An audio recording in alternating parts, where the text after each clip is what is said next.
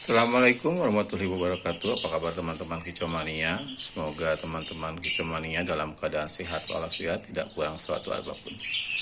Dalam video kali ini coba saya akan share berbagi pengalaman mengenai bagaimana cara merawat burung murai yang cabut bulu atau cabul ya.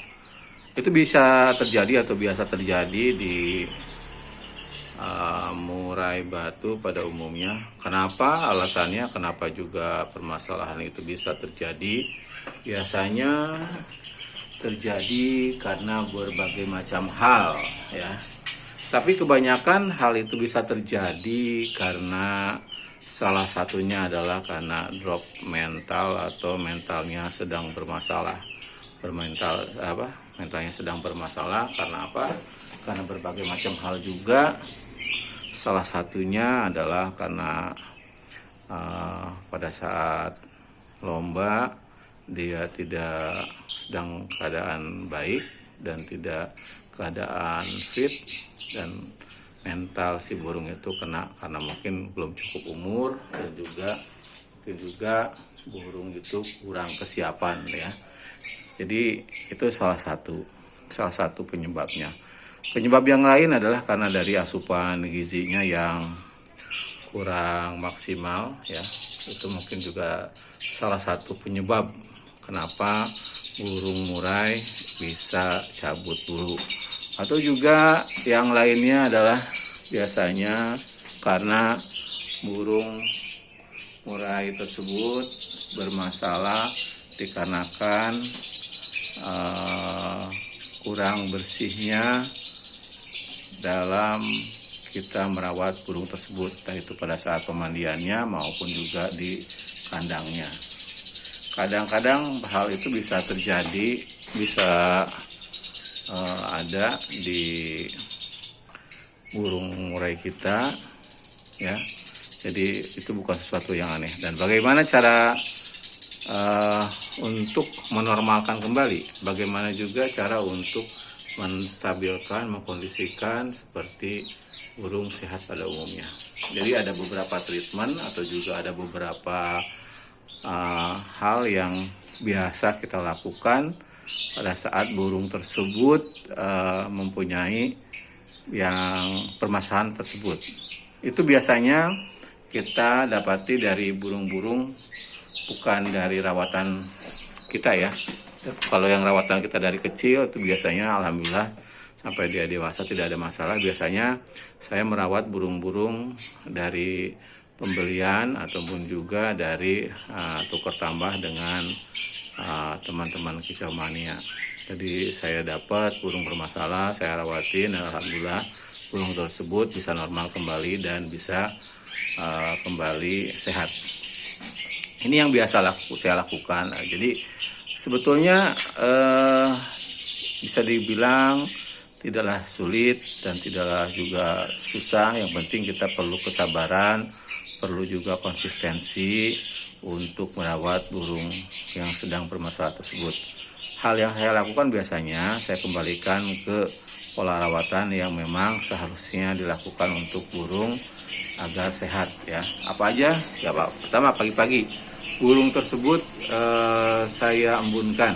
Biasanya pagi-pagi setelah sholat subuh jam 5 saya keluarkan, saya sendirikan.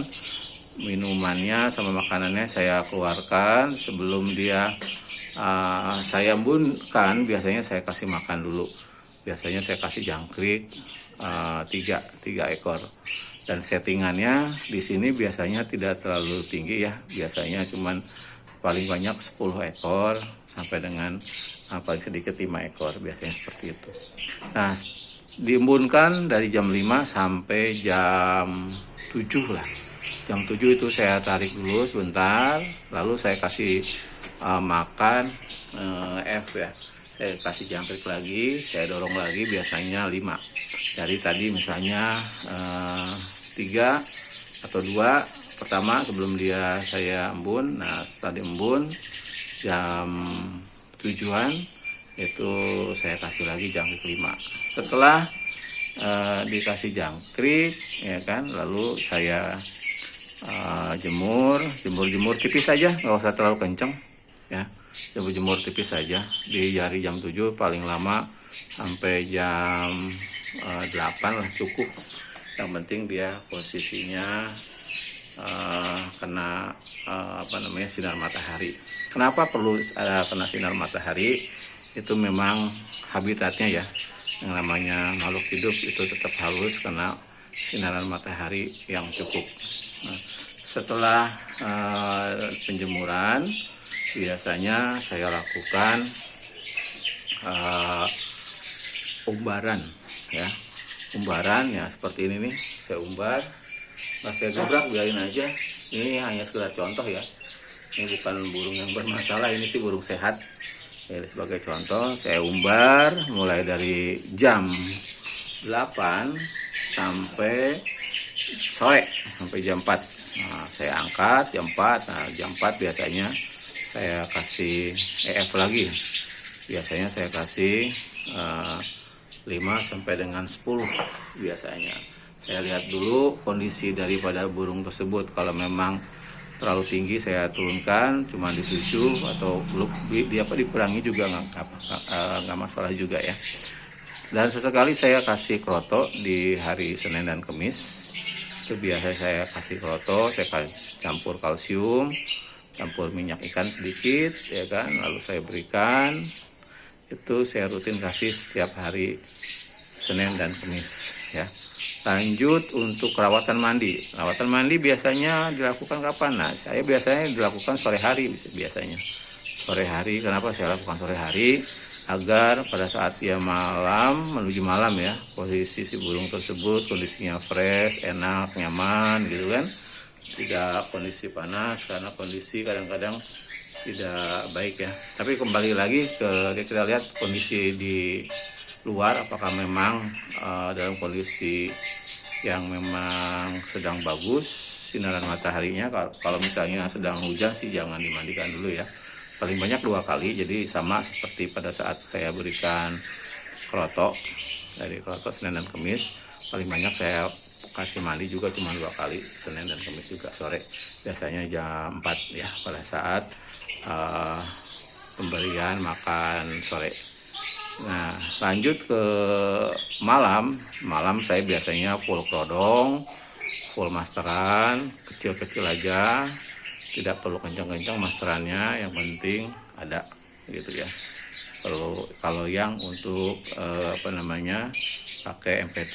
Tapi kalau yang masteran burung hidup sih ya tergantung burungnya. Kalau dia masih tetap ada nyala, si burung itu nggak istirahat ya terus bunyi terus. Gitu kira-kira teman-teman ya.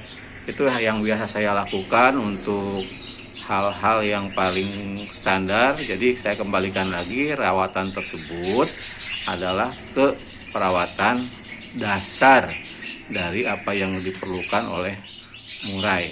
Ya, pagi-pagi sampai dengan malam hari saya kondisikan burung tersebut sesuai dengan seharusnya gitu kan. Saya kembalikan ke pola rawatan normal standar. Yang penting konsisten, teman-teman harus konsisten. Kalau tidak konsisten ya tidak akan kembali.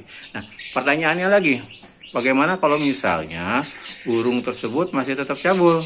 Nah, jadi kita tetap harus analisa lagi. Permasalahan itu bisa juga dikarenakan bukan karena dari hal yang tadi saya sampaikan, karena jatuh mental, bisa juga karena si burung tersebut bermasalah karena di dalam di dalam si tubuh burung itu, di dalam si bulu itu mungkin ada kutu, bisa juga dicabut bulu karena hal tersebut. Jadi berbagai macam hal itu bisa terjadi. Tapi yang tadi saya sampaikan adalah bagaimana terapi untuk murai batu yang cabut bulu karena down mental ya, kira-kira seperti itu. Itu saja yang perlu saya sampaikan, mudah-mudahan bermanfaat. Terima kasih atas waktunya. Sampai ketemu di video yang akan datang. Assalamualaikum warahmatullahi wabarakatuh. Salam satu hobi, salam kicau mania.